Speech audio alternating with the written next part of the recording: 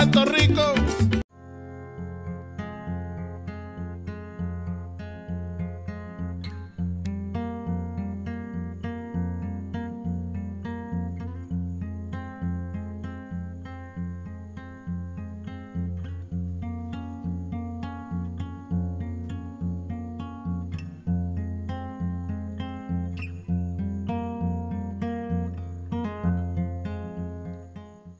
Hello everyone, Charles Walhingford back again with another cigar pairing, and today, if you couldn't tell, I have a special pairing. Yes, this special pairing is the Rocky Patel Vintage 1990. This, as you can tell with how large this cigar is, it's a Churchhill. I don't usually do Churchhills, but I found a good deal, so I went with it. What can I tell you?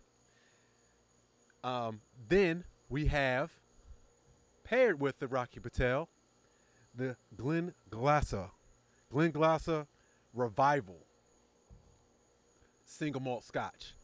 All right, ladies and gentlemen, I'll get back to you once this experience has matured. I'll see you then.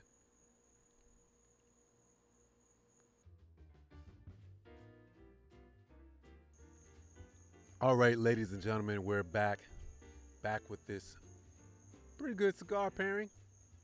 And I say pretty good because this is not a perfect pairing. Cutting straight to the meat of the situation, we have an 88 pairing score. 88 pairing score means it's a good pairing. Unfortunately, not a perfect pairing, but a very good pairing. And I'm glad I put these two together. Before I go deeper into the pairing itself, let me take a second to talk about the cigar, and then another second to talk about the distilled aged spirit. We have the Rocky Patel Vintage 1990. The wrapper is a Honduran, the binder is a Nicaraguan, the filler is a Nicaraguan Dominican. This strength is a medium, so that's a little bit easier to smoke. I usually have fulls or medium fulls. This is a medium, a little bit easier to smoke, and you might be more inclined to try that out, especially with newer guys. The flavors. It's a sweet, earthy, nutty, woody profile, and I do take in a little bit of creaminess, which is also nice. That little bit of creaminess that you sometimes, you have a lot of when you have a Cuban cigar, but it's not as much as a Cuban cigar. Forgot to mention this cigar I'm smoking. I forgot to mention this cigar I'm smoking today is a box pressed Churchhill 7x48. This is not the cigar I would usually have with a single malt Scotch, but because it is finished in red wine and sherry casks, that makes it a little bit more stronger, I guess, or just the flavors meld together better when you have this kind of earthy type cigar. The individual score for this Rocky Patel is a 3 out of 5. Now let's go ahead and talk about the Glenglassaugh. The Glenglassaugh Revival its name is due to the distillery being brought back to life in 2008. This is a Highland single malt Scotch. It does have an ABV of 46, so you may want to add some water. I would highly suggest adding water, especially you'll find out that this is a little bit of an oily single malt Scotch. And don't let oily throw you off. It just means the flavor sits on the palate a little bit longer. As we can see here, the color is a orange red type color, and that's due to the wine barrels and the red wine barrels and the sherry cask finish. There's no age statement on this one. The flavors you're gonna have are a butterscotch caramel and ripe red fruits, and just a little hint of peat.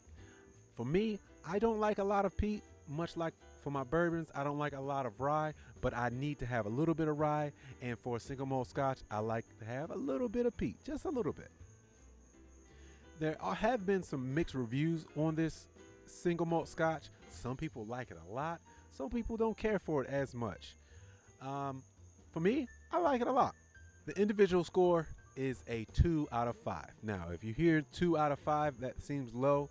Any cigar or distilled aged spirit that comes on to this video, I make these pairings, I put these two together, they're always going to be something I absolutely like.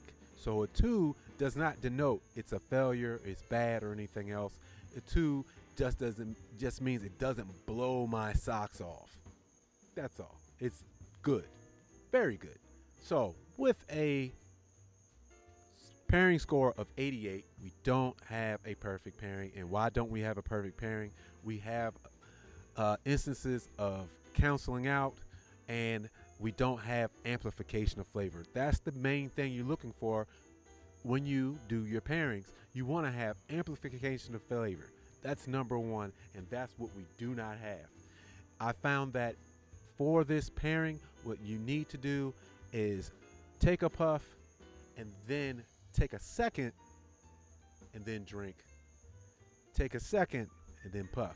A lot of times I like to do it literally back to back, and it makes a great combination on the palate, in your mouth.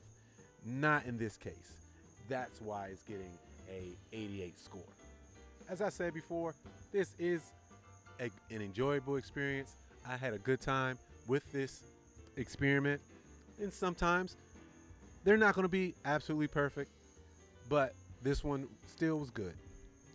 Ladies and gentlemen, that's the pairing. I hope you enjoyed this video. I hope this helped you out for your future choices of distilled aged spirits and cigars and your combination and pairings. I'm Charles Walhingford. Oh, wait a minute before I get to that. If you like the video, hit the like button. If you haven't seen my videos, your first time visiting, please hit the subscribe button. And if you like the video, you might as well share it. I'm Charles Walhingford, the Glenglassaugh and the Rocky Patel 1990 vintage 1990 is how I would spend my money.